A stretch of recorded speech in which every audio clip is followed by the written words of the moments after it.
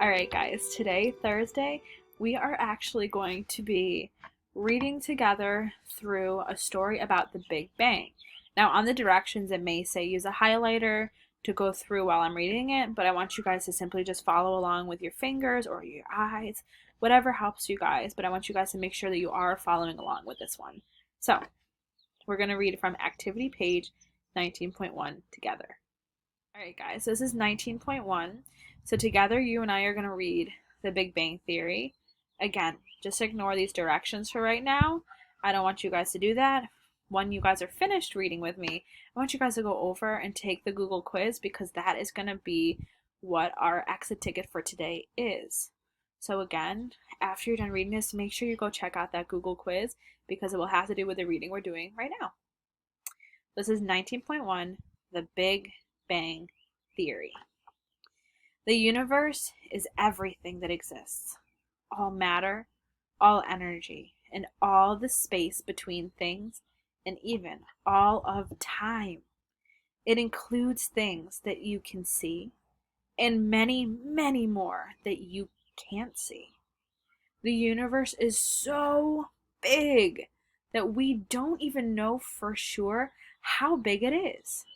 One question you may be asking yourself is, how the whole thing got started? Where did the universe come from? Scientists learn more about the universe every day. The new discoveries they make help form ideas or theories about the universe. A theory is an explanation about something or a reason for something. Scientific theories are not just guesses. They are explanations based on evidence or information the scientists get by making observations and taking measurements. Frequently, there are several different theories that seek to explain the same phenomenon. So, scientists gather new data to help select between these theories. They share the data and study it to look for patterns and answers to their questions. Today, there is a common theory about how the universe first developed called the Big Bang Theory.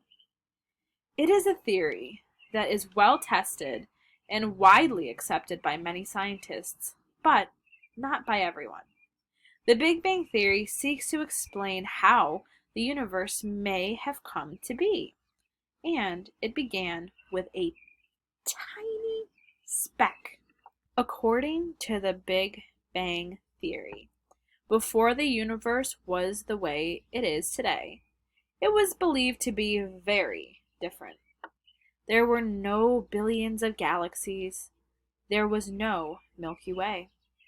There were no stars at all. No sun, no solar system, no planets, no Earth, no moons, no asteroids, and no comets. There may not have even been time or space. All of the ingredients to make everything we see today were there. They were just in a very different form.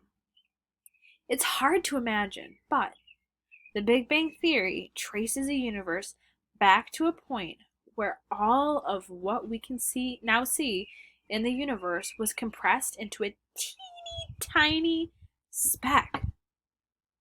This speck was jam-packed full of, well, everything. It was unbelievably dense and crowded. This speck was also super hot, hotter than anything on Earth, hotter than the sun. Around 14 billion years ago, something amazing happened to all that compressed stuff. Kaboom! A bursting forth, a moving outward, a rapid unfolding.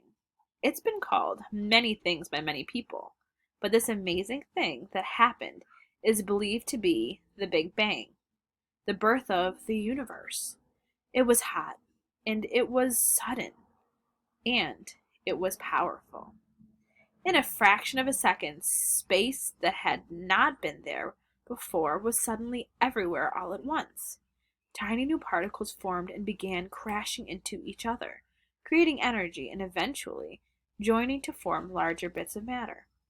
The universe kept expanding and expanding, all of its matter spreading out as the universe kept getting larger. And as the universe expanded, it began cooling down a little at a time. According to this theory, the newborn universe was nothing like it looks now, an estimated 14 billion years later. Back then, there were no stars yet, and there wouldn't be for the first 100 million years after the Big Bang. The universe kept expanding and cooling. Substances kept crashing into each other, and brand new bits of matter were formed. Eventually, new gases formed. As these gases began to cool, they collapsed because of gravity and formed the first stars. The universe kept expanding and stretching, and more stars were born. Then galaxies formed. About 9 billion years after the Big Bang, our sun and solar system were born when gases collapsed in on themselves and formed our sun.